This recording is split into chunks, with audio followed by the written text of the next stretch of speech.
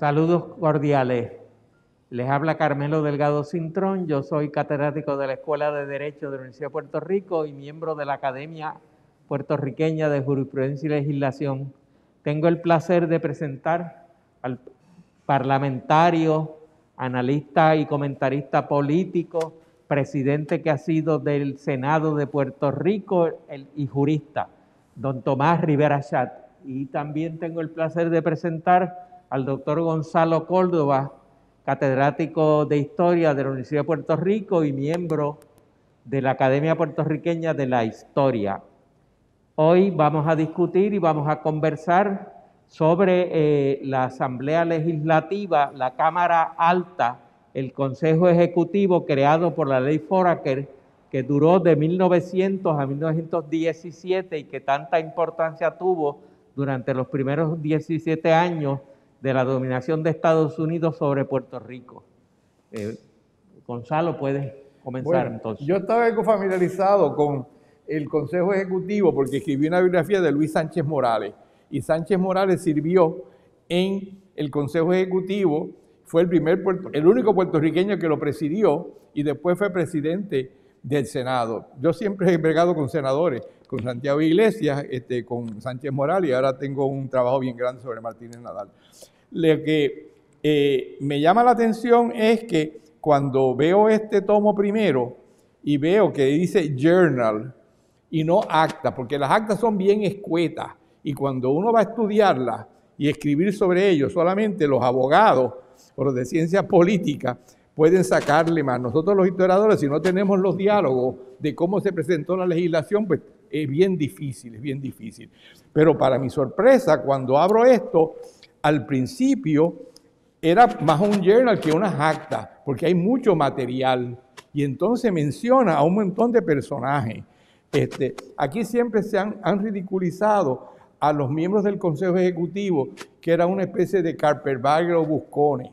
Esa gente eran de Harvard y de Yale. O sea, Mr. Hollander fue el que hizo la primera ley de contribuciones en este país, está olvidado. Mr. Hartzell, que después fue secretario de Justicia, se pasó todo el resto de su vida en Puerto Rico de abogado de Aguirre, y le quisieron hacer gobernador, y dijo, no, muchas gracias, yo soy feliz. Pero hay un montón de gente, Mr. Elliot, por eso hay Elliot Place en Miramar, y entonces, para sorpresa mía, que se lo estaba diciendo a Carmelo, nunca se me había dado cuenta de quién era el contrincante de Getó para comisionado residente, un tal Manuel Gatell, que yo no recuerdo de su importancia, y fue el que corrió contra de Getó, exacto. Pero esto aquí es una información pues brutal. Sin lugar a dudas, el estudio que se hace, ¿verdad? Y la reflexión que se hace sobre la génesis del gobierno de Puerto Rico entre el 1900 y el 17, que fue la vigencia de esta legislación, que fue fue la germinación de un gobierno civil ya bajo el dominio de los Estados Unidos y no bajo el gobierno español, dio base a esa formación de norteamericanos y puertorriqueños que formaban parte del Consejo Ejecutivo. Comenzaban a construir un gobierno y manejaban temas que cuando uno examina la actualidad no eran muy distintos a los que se estaban revisando y estaban considerando en ese momento. Figuras como Barbosa, Rosendo Matencio Cintrón, entre muchos otros, que estuvieron interaccionando en ese, digamos, Consejo Ejecutivo, que era la conclusión del Poder Ejecutivo y lo que era en una medida poder legislativo también, violando lo que hoy conocemos como la separación de poderes, pero con el ánimo de ir forjando lo que eventualmente fue nuestro gobierno y lo que ha sido nuestro gobierno. Y durante toda esa época y durante esos primeros 17 años hubo batallas de todo tipo, no tan solo de la conformación del gobierno, sino por un tema que tiene mucha actualidad, la redistribución electoral, cómo se iban a configurar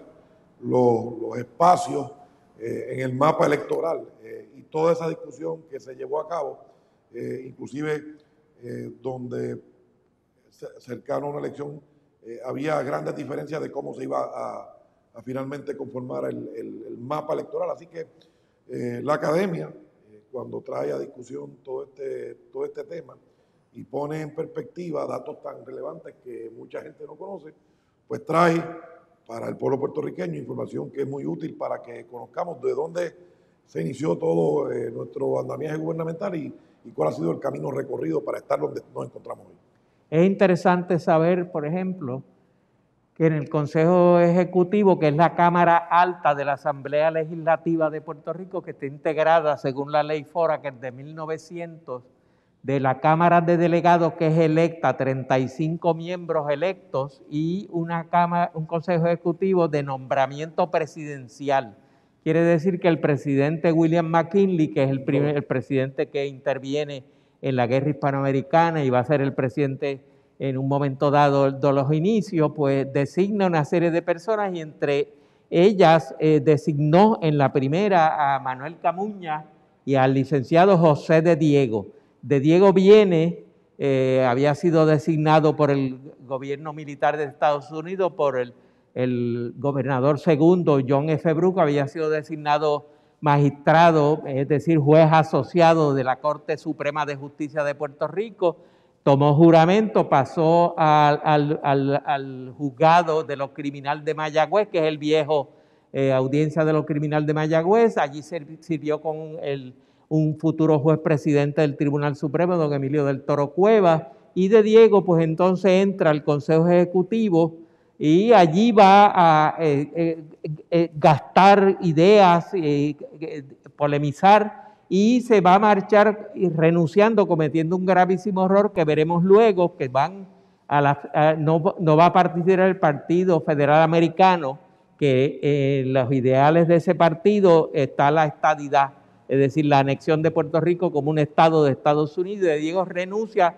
por lo que se considera entonces un gerrymander, es decir, la redistribución electoral que ha planteado el presidente del Senado. De Diego entendía con Luis Muñoz Rivera que eso perjudicaba las oportunidades del Partido Federal Americano y van a la abstracción. No participan, cometiendo un gravísimo error que después veremos. Sí, ese fue el famoso distrito del Jorobado. Exacto, el Jorobado. Empezaba en Aguadilla y los republicanos buscaron su forma de llegar hasta Sabana Grande para sí. Pero después lo ganaron los federales, no hubo ningún problema. Pero en Puerto Rico ya ese problema de gerrymandering, esa fue la única vez básicamente. En Estados Unidos eso lo hacen todos los días en la actualidad. Allí algunas veces creo que hay un condominio que la mitad pertenece a un distrito, y no creo que estoy exagerando, y la otra mitad parece otro. No se pueden ni caminar.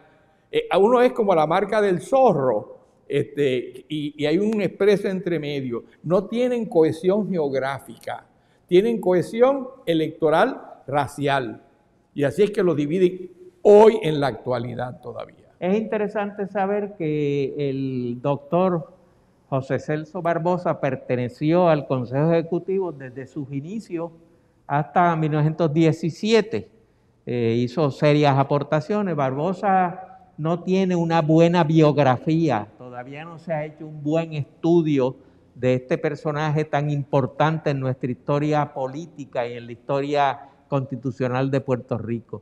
Perteneció al Consejo Ejecutivo y allí tuvo la oportunidad de entrar en controversia con otro puertorriqueño muy importante, que es el licenciado Rosendo Matienzo Cintrón, presidente. Sí, sin lugar a dudas, todo este grupo de líderes puertorriqueños que entraron en este Consejo Ejecutivo dieron sus batallas y fueron forjando lo que en el día de hoy son las tendencias políticas de alguna manera, ¿verdad? Sí, pero es que la legislación que esta gente hizo en esos primeros 4 años es la base, la zapata de todo lo demás. Ahí fue que se hizo. Y un dato que es olvidado es que Barbosa se llevaba bien con todos esos americanos que vinieron, o yanquis, porque todos eran masones.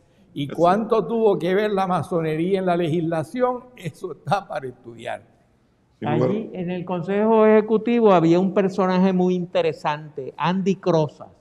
Ese era puertorriqueño casado con americana. Sí. Exacto, y es interesante porque él va a ser también un personaje que va a estar durante varias décadas. Largo tiempo.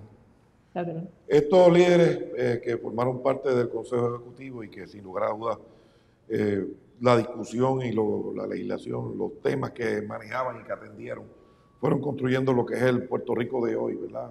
Sin lugar a dudas, y que fueron, como dice aquí nuestro amigo, la base, la zapata de todo lo que conocemos. Y ciertamente en cuanto a lo que plantea de lo que es la reconfiguración de los mapas electorales cada 10 años, pues aunque aquí en Puerto Rico no se llega a los extremos que pudieran ocurrir en otras jurisdicciones, sí siempre hay una batalla como la hubo en el 1900, allá para el 1909, entre federales y republicanos para conformar los mapas, ¿verdad?, electorales de Puerto Rico. Y aunque no en ese grado de lucha y de controversia, siempre hay alegaciones cuando se mueve el mapa hacia un lado o hacia el otro. Los partidos políticos principales, las corrientes políticas principales, hacen sus reclamos y hacen el planteamiento de que no están conformes, ¿verdad?, cómo quedaría el proyecto. Nuestro Tribunal Supremo tiene finalmente la última palabra para ponerle orden y finalidad a lo que se discute. Porque la gente después se busca los distritos que supuestamente son afines a ella, los at large. Pero después vienen las elecciones y el resultado es totalmente distinto, porque la gente no votó como se esperaba. Es necesario consignar que la creación del Consejo Ejecutivo del Executive Council es parte de un tinglado, de un pensamiento que se manifiesta en varios informes de Report on Puerto Rico. El presidente McKinley designó una comisión para que viniera a examinar a Puerto Rico. Después vino la comisión de Henry K. Carroll, que hizo un trabajo muy importante, un volumen de unas 1000 páginas, donde hace entrevistas en todos los pueblos de la isla. Y en Estados Unidos rige la leyenda de que los puertorriqueños no estamos capacitados para administrarnos nosotros mismos y que necesitábamos un consejo ejecutivo de designación, 6 norteamericanos que son a la misma vez secretarios de gobierno, es decir, que el gobernador designado, los 6 secretarios de gobierno y 5 puertorriqueños, es decir, que estamos en minoría frente al Consejo Ejecutivo, y ese es la Cámara Alta Legislativa. El gobernador tiene un problema, que él no puede participar en el Consejo Ejecutivo y sus secretarios son legisladores y son también secretarios, lo cual es una situación muy peculiar en Puerto Rico durante 17 años. Pero los puertorriqueños que pertenecían al Consejo Ejecutivo probaron que estaban incorrectos aquellos que pensaban que no demostraron que tenían el talento y les sobraba para gobernar o para administrarse, porque el resultado y el legado de las aportaciones que hicieron los puertorriqueños que estuvieron en el Consejo es incuestionable. Pero eso del Consejo Ejecutivo viene porque copiaron los americanos lo que los ingleses habían hecho en Trinidad. Pero Trinidad es una copia de lo que los ingleses hicieron en Canadá cuando se la quitaron a los franceses, que crearon un Consejo Ejecutivo arriba, como Cámara de los Lores, y entonces una Cámara de los Comunes abajo, que es la Cámara de los Delegados. Que una de designación y una electa. Sí, así que en sí, mucha gente se le olvida que en sí el origen no es Trinidad.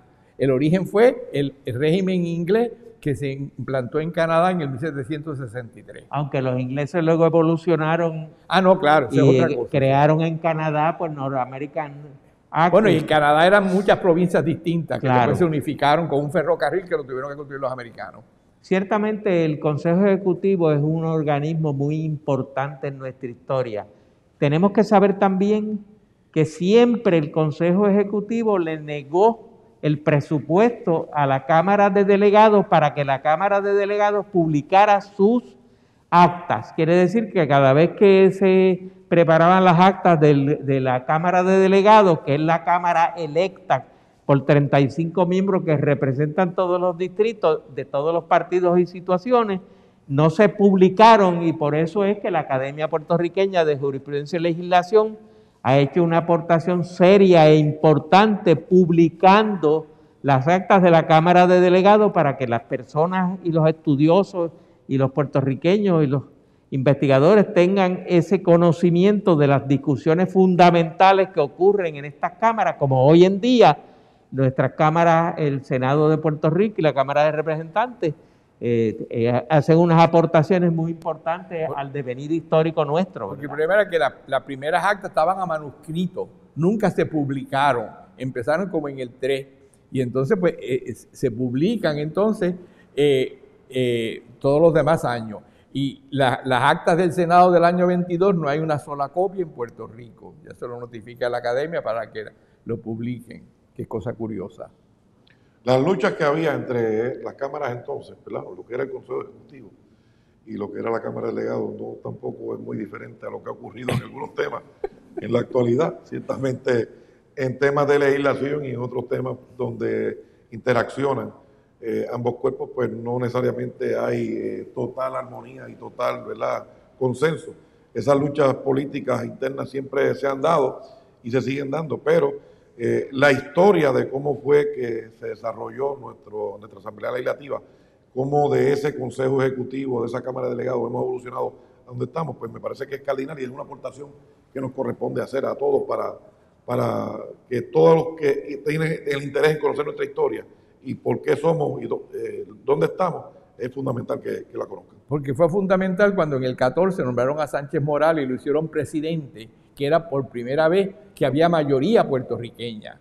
Y se creían que eso iba a cambiar la historia, pero siempre es lo mismo. Cada cuerpo tiene que bregar con la legislación, sea mayoría puertorriqueña, ¿no? Porque son legisladores.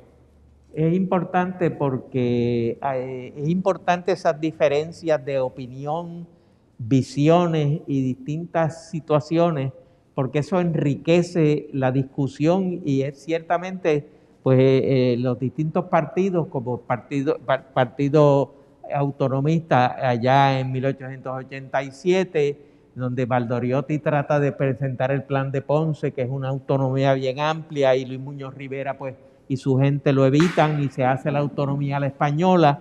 Llega la autonomía del 97 como una estrategia española de evitar que Estados Unidos intervenga en la guerra de Cuba, y Puerto Rico no estaba en los planes de Praxedes de Mateo Sagasta, primer ministro, y Segismundo Moret y Prendergast, que es el ministro de Ultramar. Puerto Rico no está en esos planes porque el ministerio Sagasta Moret lo que le interesa es acabar con la guerra en Cuba que inicia José Martí, abogado, licenciado José Martí Pérez, abogado, poeta, hombre exquisito, e inicia la guerra del 95, que es la última, y ahí es que comienzan los procesos en Puerto Rico de la autonomía.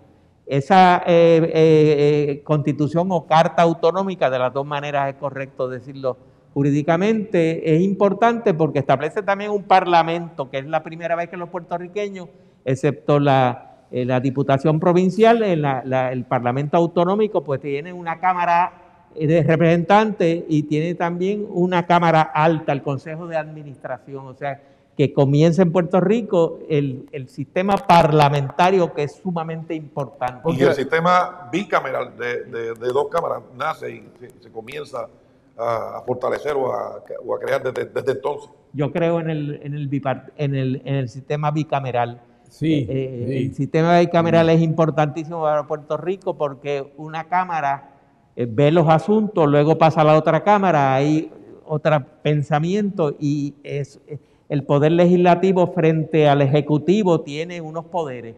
Una sola cámara le pasan el rolo, el gobernador. Sería difícil frente a un ejecutivo fuerte. La Constitución se diseñó eventualmente en Puerto Rico para que el ejecutivo fuera bastante fuerte, pero ambas cámaras tienen, desde su génesis, tienen unos roles diferentes, ¿verdad? Aunque tienen algunos en común, tienen otras facultades y otros deberes muy específicos. En la actualidad, pues la Cámara tiene su rol principal y esencialmente los asuntos contributivos, y el Senado pues tiene esencialmente y de manera singular prácticamente la totalidad de los nombramientos y otros asuntos. Así es que todo eso nace de esa discusión y de esa lucha de poderes que constantemente hubo entre mentes privilegiadas de puertorriqueños que fueron conformando cada una de esas cámaras. Porque eso de lucha de poderes algunas veces lo ven como algo negativo. No, eso es positivo. Tiene que las cosas verse bien claramente y discutirse largamente en dos momentos separados, por eso la Cámara y el Senado. Es importante la cuestión legislativa.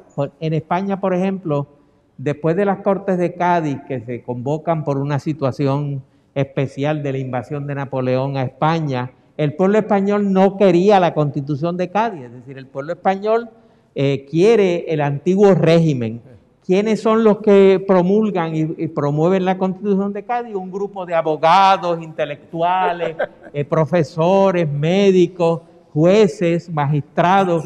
Los que lo saben todo, exacto, y eso al pueblo le molestaba. Y en la Constitución de Cádiz se establece el sistema parlamentario que debió haber sido bicameral, se planteó de unicameralidad, pasa a la etapa de Cádiz y el Estatuto Real, que es en la situación siguiente, ya con la corona restablecida en Fernando VII, establece unas cámaras que son de nombramiento. Sí. Y esa cámara de nombramiento, ¿cómo hicieron los políticos frente a esa cámara de nombramiento? Usaron las cámaras y las discusiones que la prensa promueve en los periódicos y en las revistas y la gente se entera. Es decir, la usan de caja de resonancia. El Parlamento es una caja de resonancia que explica y los debate y la gente se interesa y por eso, además de su función legislativa, es una función de divulgación de ideas. Pero no hay que olvidar que las Cortes de Cádiz se deben a que Napoleón le había prometido que en España, con José, su hermano, iban a tener un parlamento electo. Y como le habían prometido, no le costó más remedio a los otros que hacer uno ellos también. La Constitución de Bayona. Exacto. Ciertamente la Constitución de Bayona tiene un solo problema, que es otorgada por Napoleón. Claro.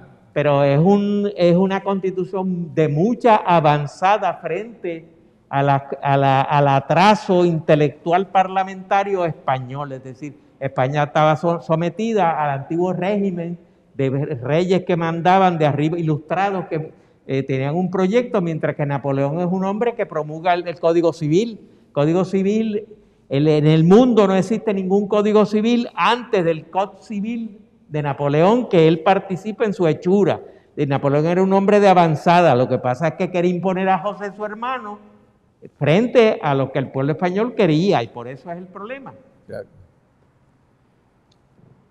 Pero nada, el problema era la falta de experiencia. Ciertamente, fíjate, señor presidente y doctor Gonzalo Córdoba, es importante saber que los puertorriqueños en un momento dado usan la Cámara de Delegados y usan el Consejo Ejecutivo para exigir reformas en 1909, la crisis de 1909. Que fueron a Washington y salieron trasquilados. Eso es, sí, lo dices de esa manera, suena así, pero ciertamente los debates que se dieron en Puerto Rico por Luis Llorén Torres, además de jurista es un exquisito poeta, Luis Llorén Torres, hombre de izquierda, defensor del feminismo, frente a De Diego, que defiende el sistema patronal de siempre, patriarcal. Y hay unos debates en 1909 que van a promover una serie de cambios eventualmente. Claro. Es decir, la crisis de 1909, aunque luego el presidente de Estados Unidos reforme la ley para que el presupuesto anterior rija después, pero ciertamente es un momento de mucha intensidad y de mucho debate de las cosas puertorriqueñas que se dan en las cámaras, se da en el Consejo Ejecutivo, se da en la Cámara de Delegados también, es decir, que son importantes ambos en el devenir histórico diario de Puerto Rico. Bueno, es que la ley Jones es el proyecto número 17. Desde el 900 hasta la ley Jones se presentaron 17 proyectos para reformar la ley. Una mera casualidad. Es importante, por ejemplo, que los puertorriqueños siempre querían que el cargo de gobernador Pero claro, el problema era que los gobernadores eran de territorio. Desde el principio, el pueblo puertorriqueño estuvo buscando la mayor, ¿verdad?, participación, la mayor ¿verdad?, grado de autoridad sobre sus cosas. Y fue a paso lento, fueron grandes luchas que todavía al día de hoy siguen sosteniéndose, que se fue ganando terreno. Y sin lugar a dudas, con esto de la ley Foraker y todo lo que se fue generando desde entonces, esas luchas fueron robusteciéndose y cobrando importancia a través de la historia. Porque los gobernadores eran derechos de los estados, los territorios no tenían derecho a elegir su gobernador. Ese era el problema. Puerto Rico va a ser el primero que le permiten mucho tiempo después. Inclusive quién tendría derecho a ejercer el voto.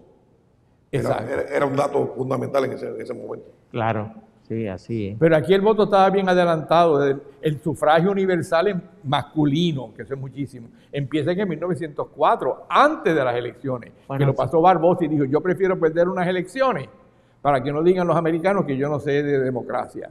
Y después el voto a la mujer fue uno de los primeros países. Y eso fue una lucha interna.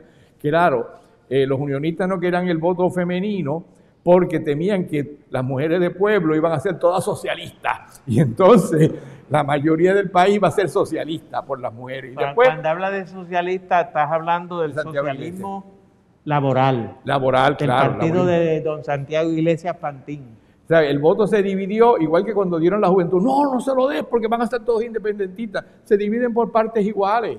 En el 32 y en el 36 no hay diferencia de que había más mujeres socialistas, más votos socialistas, que ante todo se divide por igual, más o menos.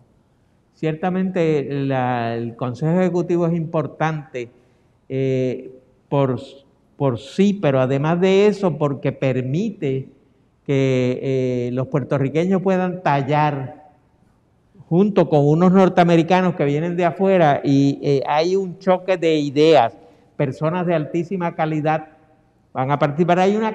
Yo como estudioso de las caricaturas, hay una caricatura que siempre me ha llamado la atención. El doctor José Celso Barbosa era un formidable periodista. Sí. Tuvo dos periódicos muy importantes, El País y El Tiempo. El Tiempo era un periódico que se publicaba en inglés y en español. Y en El País, el doctor José Celso Barbosa, se publican una serie de caricaturas y el periódico La Democracia, El Territorio y otros periódicos, la Correspondencia de Puerto Rico, publican una caricatura donde aparece el doctor José Celso Barbosa como un pulpo agarrado a una silla porque estuvo 17 años en el Consejo Ejecutivo, ¿verdad? De nombramiento presidencial y la participación de él pues, fue sumamente importante. Y en términos de periodismo también la sátira del periodismo tampoco es muy diferente a lo que vemos, ¿verdad? No, pero los periódicos entonces son una cosa fabulosa. Lo de ahora no hay en sí prensa. No nos olvidemos la importancia de la prensa. En los pueblos, el único lugar que estaba abierto de noche era la farmacia.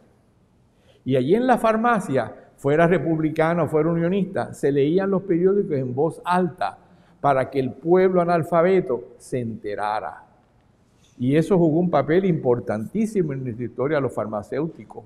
En Cuamo, por ejemplo, los farmacéuticos mandaron desde el siglo XIX hasta el siglo XX. Directa o indirectamente era un farmacéutico el poder político o el poder político detrás del trono.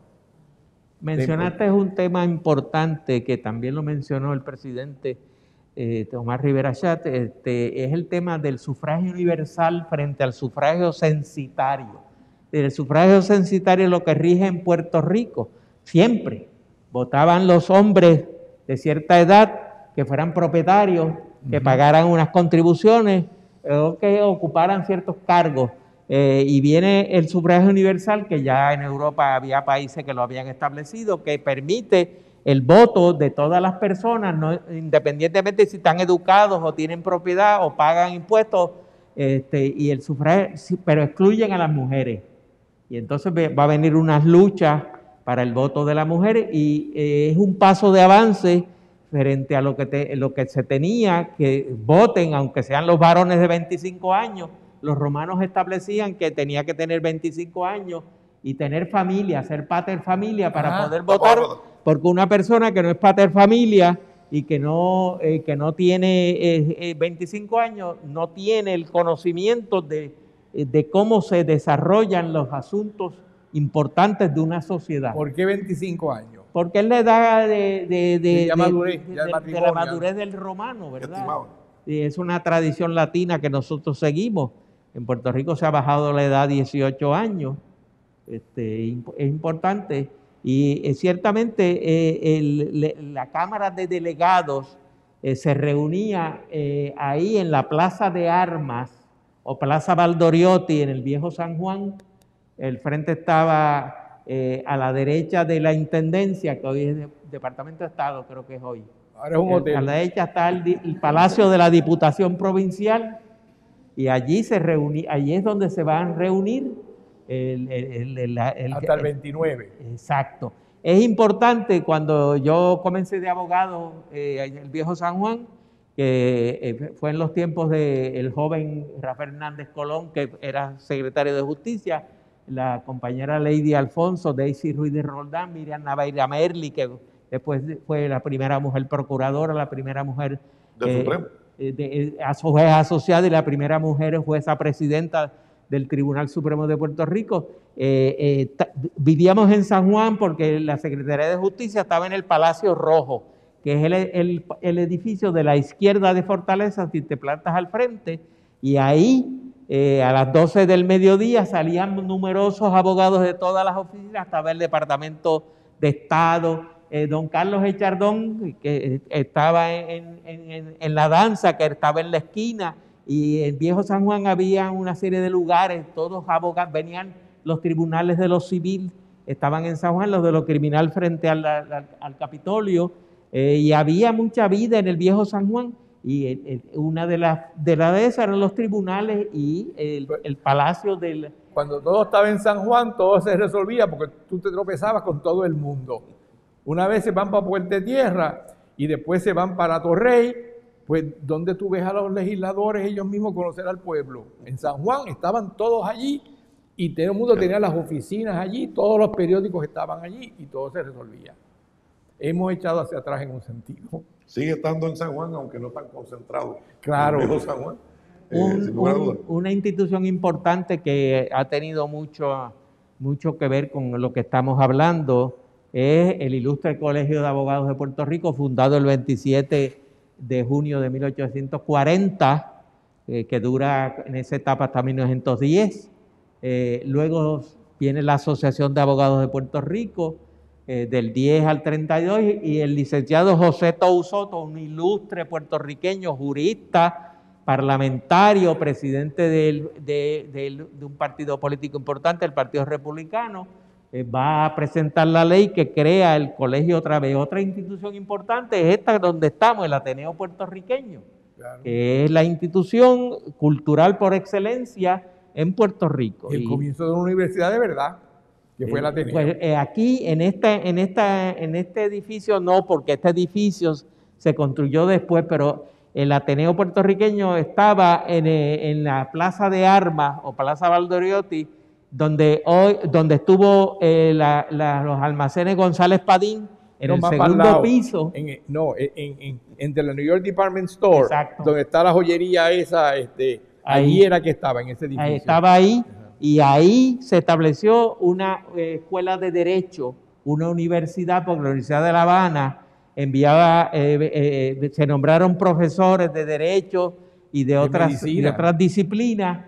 En esa escuela de Derecho de los 1886, 87, 88, ahí estudia 2 años en la Escuela de Derecho del Ateneo José de Diego, que había estudiado Derecho en algunos que otros años en Barcelona, está 2 años ahí, luego pasa a la Universidad de La Habana, que no está donde está la actual Universidad de La Habana, sino que estaba en la calle O'Farrill de la vieja Universidad de La Habana, y allí va a terminar Derecho, los 5 años de Derecho, y va a terminar también el doctorado en 1892, que luego lo eliminan por la guerra que viene del 95, y de Diego regresa a Puerto Rico ya como doctor en Derecho, y va a pasar a Mayagüez a trabajar en la audiencia de los criminales. Es decir, que el Ateneo, el Colegio de Abogados y otras instituciones importantes, como va a ser la Universidad de Puerto Rico, fundada en 1903, van a tener... La Cámara de Delegados, volvemos a lo mismo.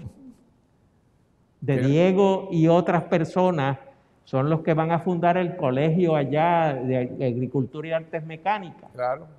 Porque ese era el primer bachillerato de verdad, porque la Universidad de Puerto Rico, lo que era una escuela normal, exacto, es en Mayagüez donde empiezan los bachilleratos en ciencias de 4 años. Y ha habido intentos ahora en tiempos recientes de separarla nuevamente, ¿verdad? Y segregarla, porque siempre ha habido esa discusión dentro de lo que es el ambiente académico. Eso es así.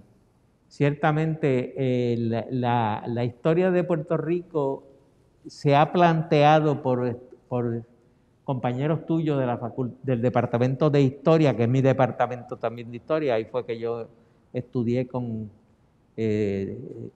profesores como la doctora Isabel Gutiérrez del Arroyo, como el doctor Arturo Morales Carrión, con el doctor Arturo Santana y otro grupo de historiadores. Ese departamento de historia luego critica la historia de próceres y plantea la historia de los movimientos sociales.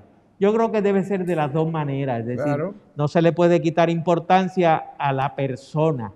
No es lo mismo un político como Rosendo Matienzo Cintrón que un político como José de Diego, un político como aquí está José Guzmán Benítez, que es un político del Partido Republicano muy importante. Cada cual escribió su historia y hizo sus aportaciones muy particulares. Exacto.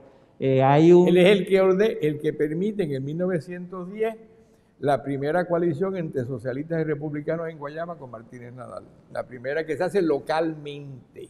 Y le tumbaron el control a los cautiños de la alcaldía de Guayama. José Guzmán Benítez va a ser el abogado de varias personas que son acusadas por el gobierno militar y los inicios del gobierno civil.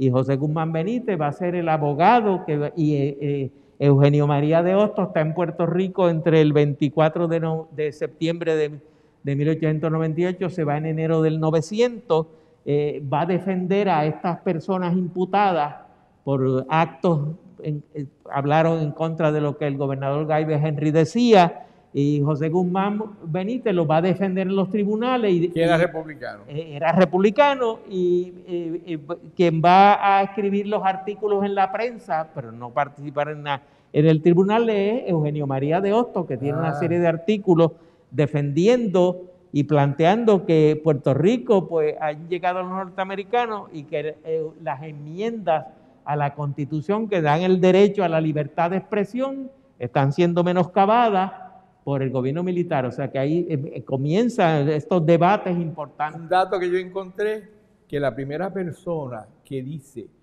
yo no quiero ser ciudadano de segunda clase es Eugenio María de Hostos, cuando él quería la ciudadanía americana. No quiero. La primera vez que yo que la frase ciudadano de segunda clase, lo dice él en un artículo en el Acuérdate 1900. Que Eugenio María de Hostos es admirador de Estados Unidos y siempre sus escritos defiende el proceso constitucional de Estados Unidos, que él no entendía bien. No entendía bien porque recuerde que aunque él estudió Derecho en la Facultad de Derecho de la Universidad Central de Madrid, allá en 1857, se dio de baja y no terminó la carrera. Después que va por estudios libres a ser abogado y conoce Estados Unidos por los documentos fundacionales, no por los documentos sociales. Y entonces entiende que Estados Unidos tiene un papel importantísimo, pero le falta el conocimiento social, donde hay ciertas cuestiones como los casos que se llevaron los republicanos en Estados Unidos, el partido de Lincoln, que es el que defiende los derechos de los afro-norteamericanos, y van a hacer una serie de leyes de avanzada dándoles derechos, y los demócratas que están en el Tribunal Supremo son los que eliminan todas esas libertades que los republicanos de Lincoln habían... Hasta el 1963-64 que pasaron... Que cambia la cosa. Y ese planteamiento que usted le atribuye y que le adjudica correctamente a Eugenio María de Hostos, todavía se discute. Sí. Si hay ciudadanía de segunda clase. Pero es la primera vez que yo veo la frasecita. Y no creo que nadie quiera ser ciudadano de segunda clase en ningún sitio del mundo.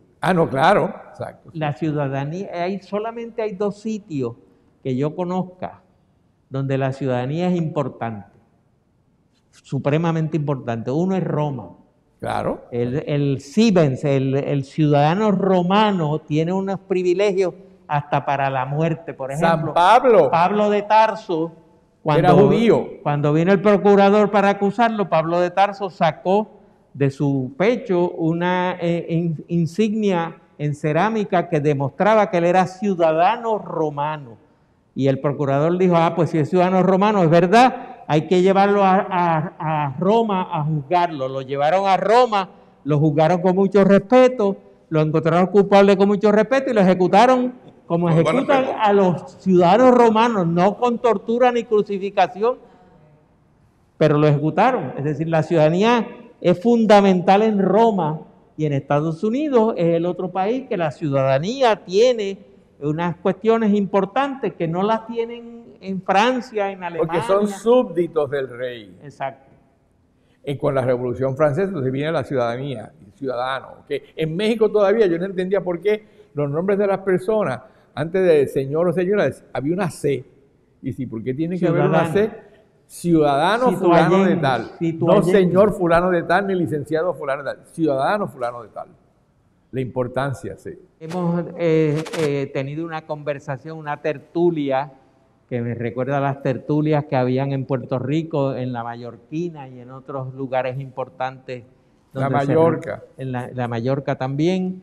En esas tertulias hemos tenido una tertulia con el presidente del Senado de Puerto Rico, que ha sido el licenciado Tomás Rivera Chat, con el doctor Gonzalo Córdoba y este que les habla, Carmelo Delgado Cintrón, de la Academia Puertorriqueña de Jurisprudencia y Legislación. Hemos discutido varios temas dentro del tema de la presentación de esta obra importante que la Academia publica, como ha publicado las actas del Consejo de la Cámara de Delegados, que es una aportación sumamente importante para nuestra vida civil y vida constitucional, y ahora también ha presentado las actas, el journal del Consejo Ejecutivo de Puerto Rico.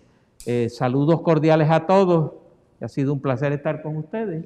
Me parece que la aportación que hace la Academia Puertorriqueña de Jurisprudencia y Legislación sobre lo que fue la génesis del Consejo Ejecutivo, la Cámara de Delegados y toda esta información que permite entender lo que es la estructura que actualmente tiene nuestro gobierno y vivimos, igual que la lucha y las tendencias políticas, entre muchos aspectos sociales y económicos, es fundamental para los estudiosos, para los que quieren entender de lo que se trata nuestra historia, y verdaderamente es una aportación valiosísima que debemos agradecerle a la Academia. Porque ahora van a estar accesibles. Para buscarlo tiene usted que ir a la colección puertorriqueña, a la Escuela de Leyes, y sentarse allí, y horas, ahora pues se pueden comprar, se podrán comprar, y entonces usted lo ve en su casa a su comodidad, y eso es una cosa maravillosa.